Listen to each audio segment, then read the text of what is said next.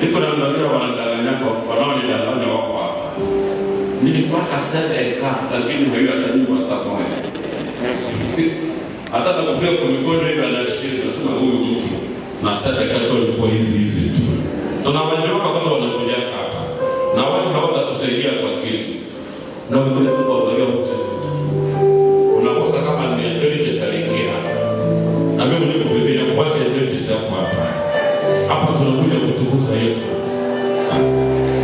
Yesu alituokoa. Mwambie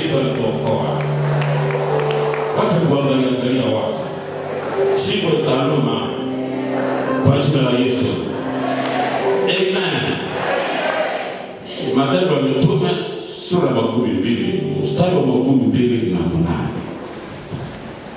Uniangalie mimi, usiangalie mtu mwingine. Na watu wakuongea wanajifanya wahubiri, ukampata mahali umetia mkono hivi juu, ninaita watu wanamtoa kutupa nje. Na hapa hakuna mchezo, na kamera yako funga. Tuko na services ya media watakusaidia. Kama unataka video na mafundisho au audio utapata. Sawa. Bwana asifiwe. Matendo ya Mitume sura 12 mstari wa ngapi kanisa? Wa 28. Sema amen. Actes des Apôtres, chapitre 20, verset 28. Actes des Apôtres. Twende wote Matendo ya Mitume. Matendo ya Mitume. Fungua kile vizuri. Twende Matendo ya Mitume sura 12 mstari wa 28. Jibite hapo naongea. Twende Matendo ya Mitume. Matendo ya Mitume sura 12 mstari wa 28 inasema hivi: mujiangalie wenyewe na kundi lote ambalo Roho Mtakatifu aliwapa ninyi kuwa wasimamishi ndani yake, mupate kulisha kanisa la Mungu ambalo alinunua kwa damu yake mwenyewe. Tena mujiangalie, twende mujiangalie wenyewe na kundi lote ambalo Roho Mtakatifu aliwapa ninyi kuwa wasimamishi ndani yake, mupate kulisha kanisa la Mungu ambalo alinunua kwa damu yake mwenyewe. Tuendelee sasa. Ninajua nyuma ya kuondoka kwangu imbwa wakali za poli wataingia, watasimama wakisema maneno yasiyo kweli, ili wafanye nini? Wavute wanafunzi kwenda nyuma yao. Kwa sababu ya maneno haya, angalieni mukikumbuka ya kama kwa kadiri ya miaka 3 usiku na mchana sikuacha kuonya kila mtu kwa machozi. Basi sasa ndugu, ninawaweka ninyi katika mikono ya Mungu na kwa neno la neema yake linaloweza kuwajenga ninyi na kuwapa ninyi urithi pamoja nao wote waliotakaswa. Shangilia neno la Bwana, shangilia. Amen. Hapa ni Apotre Paul anasema na wazee wa makanisa ya Efeso kule mwezi ndogo Asia, manake ni kule Turki, ile pande yote makanisa haya ya Paulo alianzisha. Sasa akaweka wote wamkute, sababu toka Mileto Paulo alituma watu kwenda Efeso kuita wazee wa kanisa. Walipofika kwake, ni kusema Paulo alikuwa Mileto, wazee wote wakakuja. Sema amen. Sasa neno la kwanza anasema ninyi wazee mjiangalie wenyewe. Manake uangalie kama uliokoka wala hapana. Na kama uliokoka uko natembea je? Sema amena. Sasa haiko tena Paulo, ni Roho wa Mungu mwenyewe, ni Mungu mwenyewe, ni Yesu Kristo. Hao ni watumishi ambao wanakuja hapa. Rabbi ya Shalom amekuja hapa kwa miaka 10. Hakuna kuja hapa. Amen. Bwana Yesu asifiwe. Hii ni miaka karibu miaka 11 niko kuja. Sasa nasema nyuma ya kutoka kwangu inawezekana kuonekane watu wasiojua kanisa iko nini. Sasa nini wazee mshangalie. Cha pili, muveye na kule eglise ni nani? Ni huyu na huyu na mimi waliotakaswa kwa damu ya Yesu. Akwe mkubwa, akwe mdogo, ampokea Yesu, amesafishwa kwa damu ya Yesu. Huyu na mimi na yeye tumekuwa mwili wa nani? Wa Kristo. Sema amen. Sasa nasema mshangalie na lile kundi Roho Mtakatifu amewapa ni kukuwa washiriki. Ni Roho Mtakatifu amefanya na wewe amekufanya mahali fulani kusimamia roho za watu. Sema amen. Katika Waebrania sura 13 mstari wa 15 17, sisi wachungaji, sisi waangalizi tutaulizwa, nilikupatia mji wa Butembo, mulikuwa zaidi ya milioni 2 ya watu. Amen. Nikakupa wewe wale watu muwafundishe roho zao ziko wapi. Kwanza na wale ambao waliingia kanisani wakaokoka wako wapi? Amen, amen. Bwana Yesu asifiwe. Sasa wazee wa kanisa wanapiga juu ya vichwa vyetu kusudi uangalie kama uko sawa. Wazee wa kanisa mpo, watumishi mpo, waongozi mpo, walimu wako. Sasa kwanza nikurutishe kidogo. Mbona Rabbi aliongea, pastor funga baraza la wazee? Wazee hakuna. Zana wazee wazee waongo. Funga. Wao ujue wale watu tunaongea kama wanakuja hapo wanaeleza mambo mbaya. Wanaongea maneno mabaya kuhusu kanisa. Sasa leo ujumbe wa leo nasema hivi. Ujue udamana. Maana jua thamani ya kanisa. Valeur, bei ya kanisa.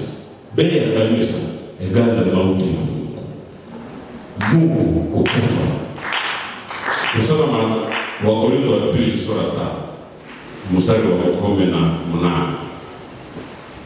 Bei ya kanisa. Sasa unaona mtumishi wa Mungu anatoboka. Yeye kwa maana sana funga baraza. Sasa tufunge na mnaga ni pastor. Sio watumishi wa Mungu, watumishi wa watu wajifundisha wao wenyewe. Na kila mtumishi ashoneshe kwa huduma yake mwenyewe. Tuone na zawadi gani. Watu wanaoongea wanaongea sana pastor, wao ndio wanaongea sana hao watu. Leo tunataka wao tusimamisha kama mtu fulani huyo kama Mungu anaitika. Tunasema tena ongea ndio naongea kwa sasa. Ongea. Kwa sababu roho wa Mungu mwenyewe bali roho wa Mungu anamwambia na mimi niko hapa. Macho yangu nafungana sasa inafunguliwa kwa sauti ile ya discipline ya kusema wewe wacha kufanya mchezo.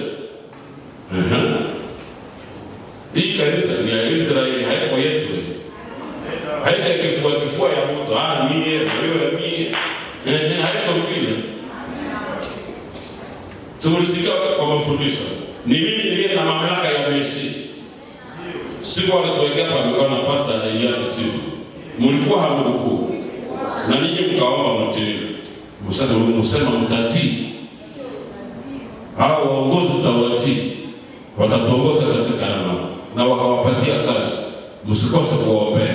Kila mwezi hakikisha unafanya kazi unemwa bila kukula chakula. Unaomba kwa ajili ya waongozi. Wako na kazi kubwa. Wewe ndio kufikisha kwa Yesu. Wewe usipotelee mjana. Wewe waluzi na sikukuu ili tukazi tuko nayo. Kukulinda wewe Ndio maana nasema ninyi wazee mjiangalie na kundi nalo vile vile. Basi kukule ndio nashukuru Mungu. Watu wanafika hapa bila kuna matatizo, anaenda matatizo yamekwisha. Sasa tunasikia mtu kule mjinga tu anaanza ongea hii kanisa mbaya, hii kanisa mbaya. Wakati Mungu anaokoa watu wanatoka mkaburi, watu wanatoka mauti, walio wako na hata watu. Vitu vyenyewe vilipanda katika mwili wa mtu, Mungu anaongoa. Mungu anakutenganisha na mamari yaliyofanya vyenyewe kwa anakutatiza. Sasa akanyamanyama akamtu kinika cha hivi, kanaongea kanisa iko mbaya. Ona sasa bei ya hii kanisa. Wakorintho wa pili sura 5 mstari wa 18 inasema hivi. Deuxième épître de Paul aux Corinthiens, chapitre 5, verset 18.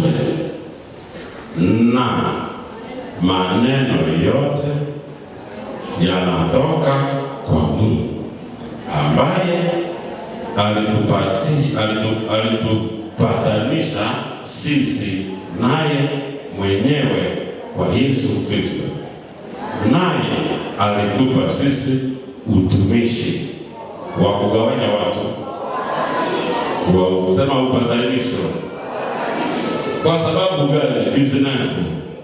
Maana Mungu alikuwa ndani ya Kristo akipatanisha ulimwengu naye mwenyewe, asiwahesabie makosa yao, na alituweka sisi kuhubiri neno la mauti, la kugombana, la upatanisho. Tena maana Mungu, kwa sauti, maana Mungu, sauti inakuwa chini, twende.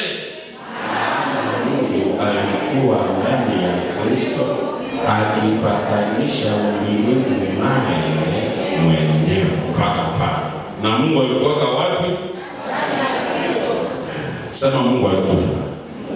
Kwa sauti, Mungu alikufa kwa ajili yangu.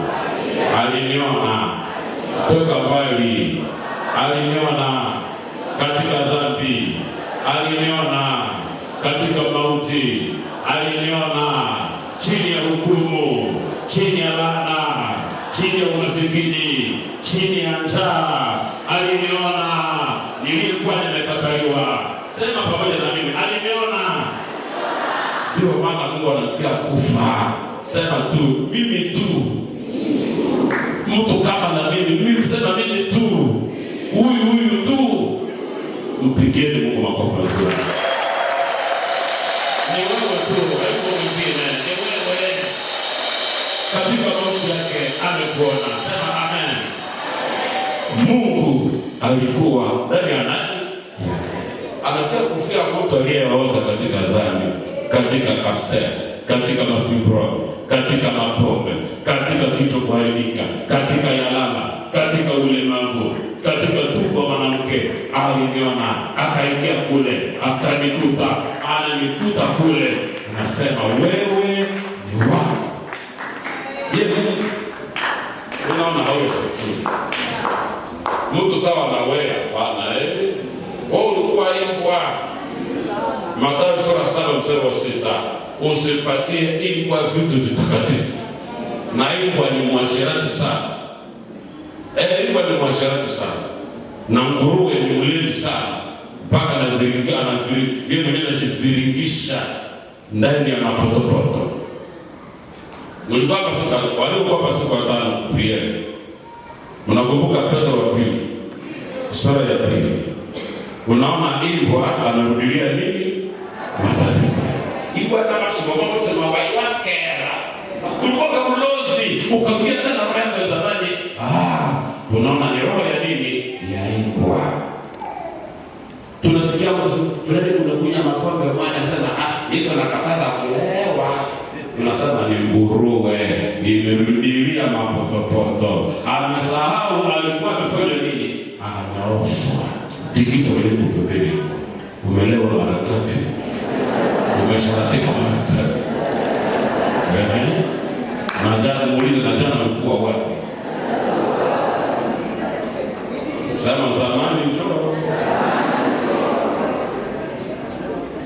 kweli ndio vile nilikuwa zamani, lakini akaniona, akanisaidia haki, akanitukuza, akaniosha, akanitakasa, akanifanya kiumbe kipya, akanitosha katika yalala, akanileta katika watu wake. Anajua haya yangu niliyopata kule kwa shetani. Huyu shetani kazi yake ni kupenua mtu. Ukikumbuka madega zako, chombo cha tatia, ukikumbuka vierere vyako, vierere achiri mnunue vierere vyoyo. Sasa Mungu alikuwa ndani ya nani? Ya Kristo. Alikuwa anafanya kazi gani? Kunileta. Wewe mwenyewe ulikuwa mbali na mimi nilikuwa mbali na Israeli walikuwa karibu, anatuleta ndani yake. Akasema mimi ni watu, akatutia kwa kifua chake, asituhesabie makosa yetu tena, basi kulipishe tena. Maana utalipa namna gani? Wewe mwenyewe ulikolaka mtu utamtosha wapi? Wewe mwenyewe ulidevirisha watoto ya watu utawarudisha namna gani? Na haya yako unaweza kuizima kwanza kwa. Watu walikuwa hapa na watu mingi hapa, kila mtu anajua kila mtu. Sababu president tunaongea na kila mtu hapa. Haya ya kila mtu na yangu Mungu anaijua. Mungu akipitiza vile na yangu hapa na nitatoboa hapa mara moja napotea hapa niona tena. Wakipitiza ukianza hapa Mungu anapitiza maisha yako hapa. Sasa hii kanisa kuna mwana ndani kule. Mpaka na mhubiri akiongea unasema hao walimwambia maneno yangu. Haujui hii neno kila mtu kuuchi mbele ya neno. Kila mtu uko uchi. Maneno yako yote yanashirikana na Mungu. Yeye neno. Hauna siri papa, mama hauna siri. Na Biblia imetangazwa kwa manjanja yule. Na tungali hapo leo wanaleta pamoja wanasema Dengai iko huko, mtu mmoja iko huko atoke. Kanisa haitaendelea kama haya toke. Inaweza kuwezekana saa hii. Sirtumu wanafanyaka vile kwa watu wengi wanajua kujificha sana. Hivi mwaka huu, mwezi huu wa 6 afunuliwe. Kwa jina la Yesu. Lakini akikufunua hakupandishe haya, anatafuta kukusaidia kutubu. Aliambia kwa Yuda Iskariote Mumayele, hapa iko mtu mmoja ataua mimi, ameungana na watu wabaya wataniua. Watu wa Petro wakasema nini Bwana? Na Yohana akasema, kila mtu akasema. Na Yuda naye akasema, Yesu akamwambia umesema. Tena mpaka pale haelewi. Yesu anaongeza, yule ambao tutakula naye tonge pamoja na kuinyunyizia damu pamoja mboga pamoja ni yeye. Tayari anakata ni mwana Yesu. Na mboga tena ni mwana. Ile tonge Yesu hakukula akikulisha shetani. Yesu shetani anasema fanya mbio hiyo unataka. Akasimama ramani kutoka mlango na kushepe. Na alikuwa amesikia matangazo, tumemaliza meza ya Bwana. Tunaenda fanya nini? Tunaenda kwa maombi Getsemani. Na akabeba watu akawapeleka mlimani. Kasema sababu tunafanana na sisi wa Galilaya, tunafanana na Mose huo mwenye heko yeye. Nitakaye kugusa. Mkamate. Shikeni vizuri ni yeye. Kisha akakuja usiku nyuma ya pili ya Yesu. Akabusu Yesu. Na wale watu wanakuja na magongo na madhara usiku wanakuja na mabaya.